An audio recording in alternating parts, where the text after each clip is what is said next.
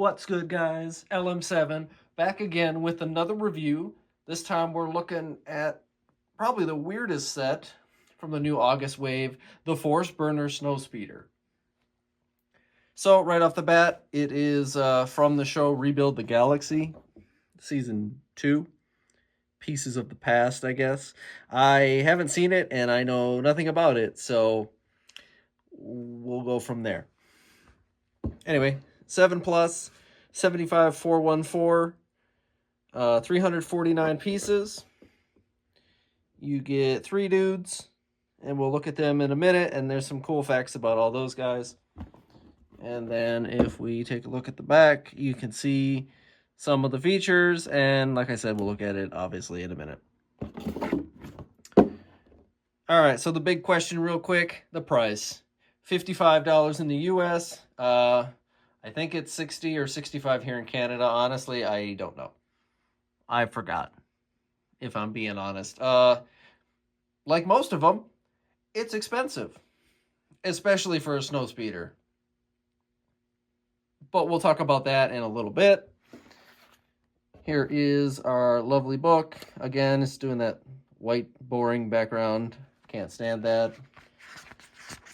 But I don't get to design, so 140 pages, which I feel like seems like a long time, but it's really wasn't that long of a build. Hour tops at that.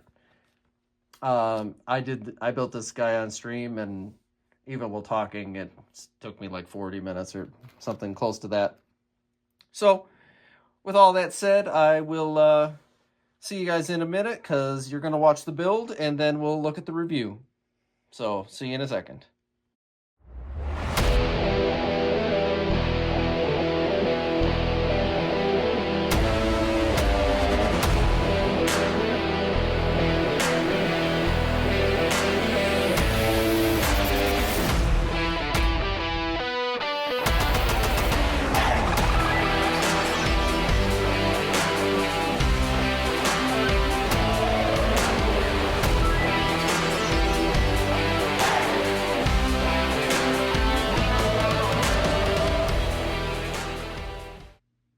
All right, and we're back. So, build aside, I thought it was pretty interesting.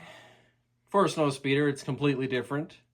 And then, obviously, looking at the set real quick, the first thing you see off the bat is the color scheme is wild. Obviously, that's the point. But this is definitely like you first start building and you think it's the coolest thing to have this crazy colored snowspeeder.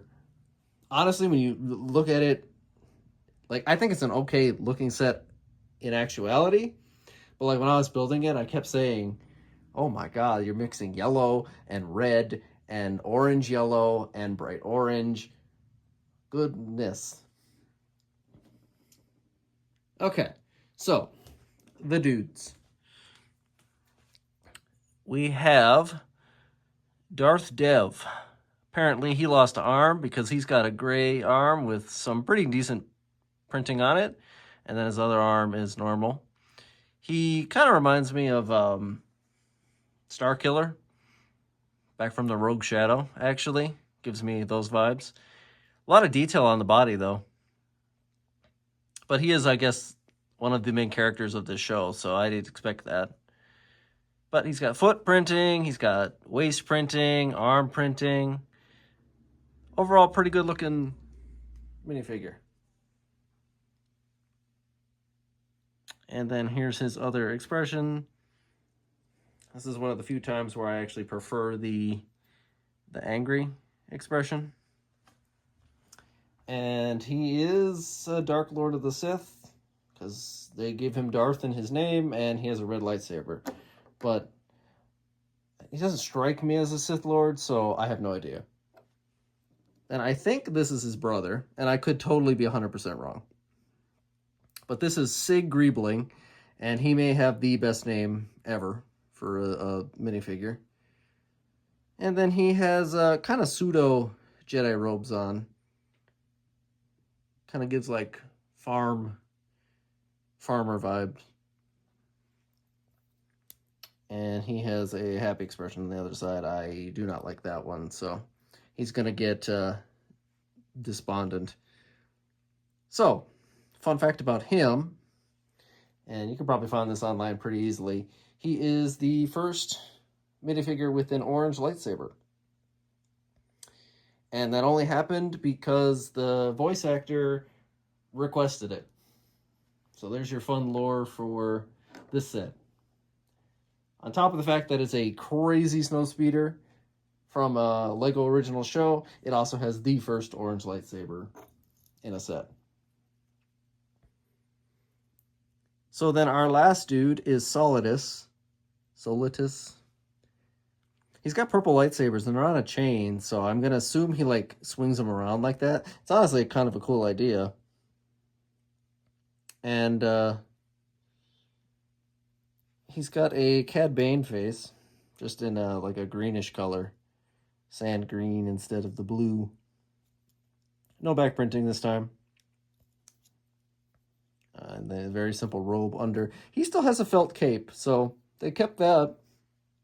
At least for this set. But then he's got the new, like, hood piece. I do like his body printing. A little purple pendant.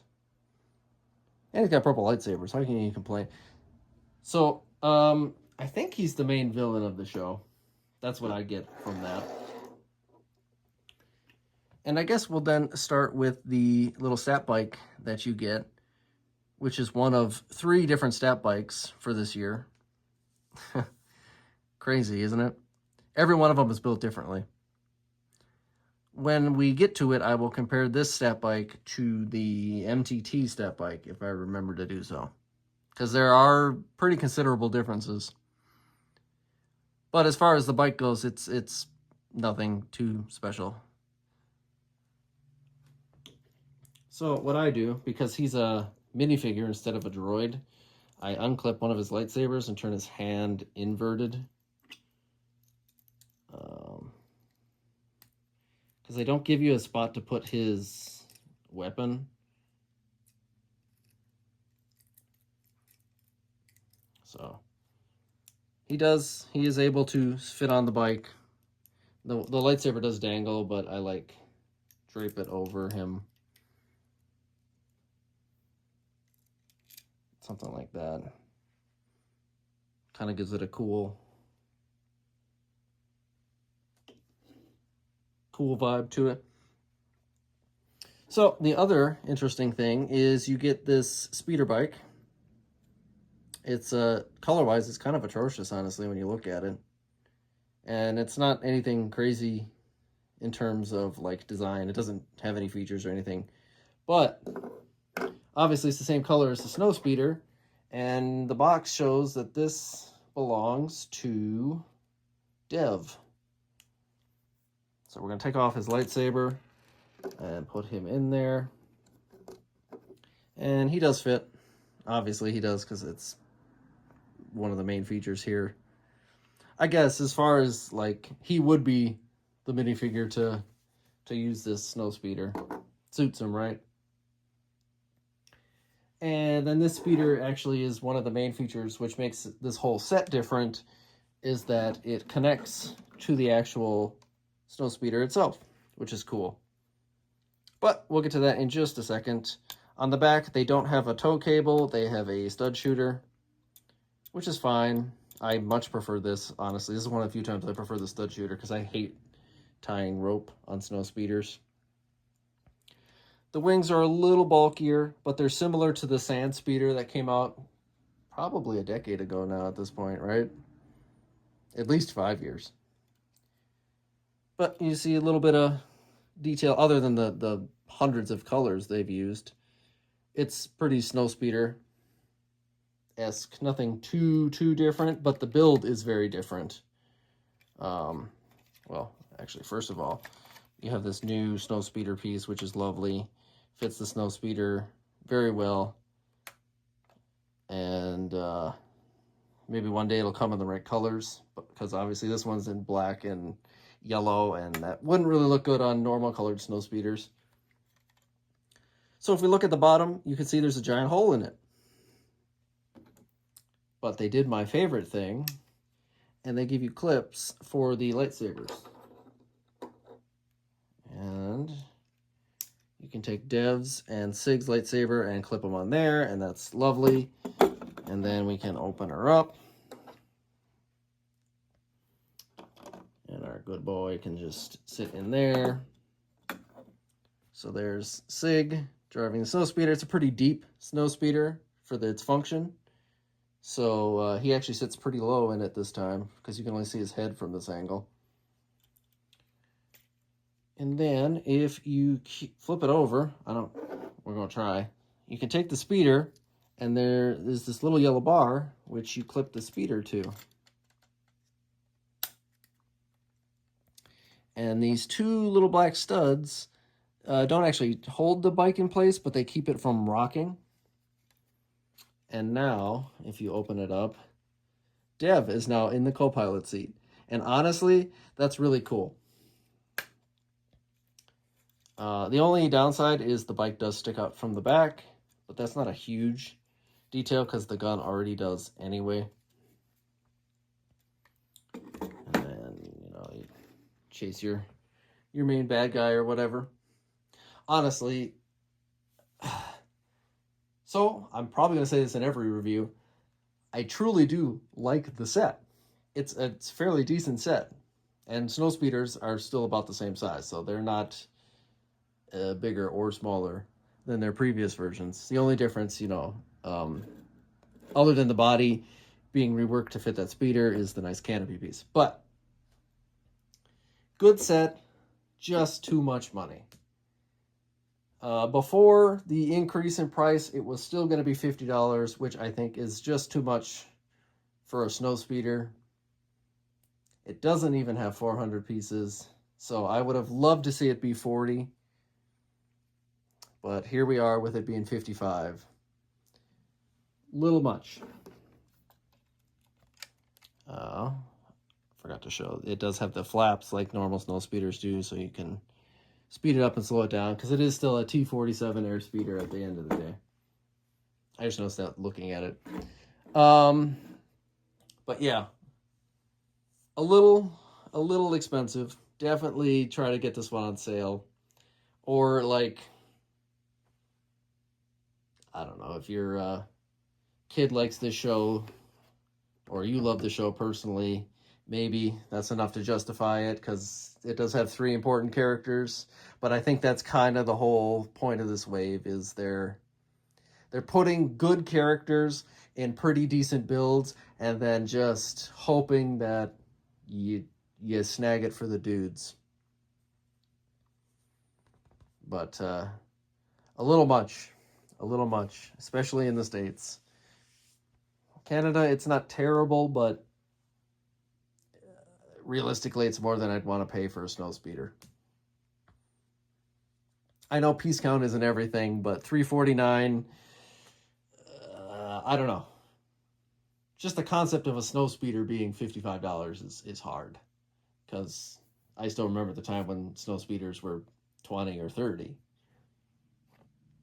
I know times change and it's a different new build, but a little much. Anyway, I do think it's actually a pretty decent build. If you got the instructions and replaced the colors, it probably would be a pretty decent normal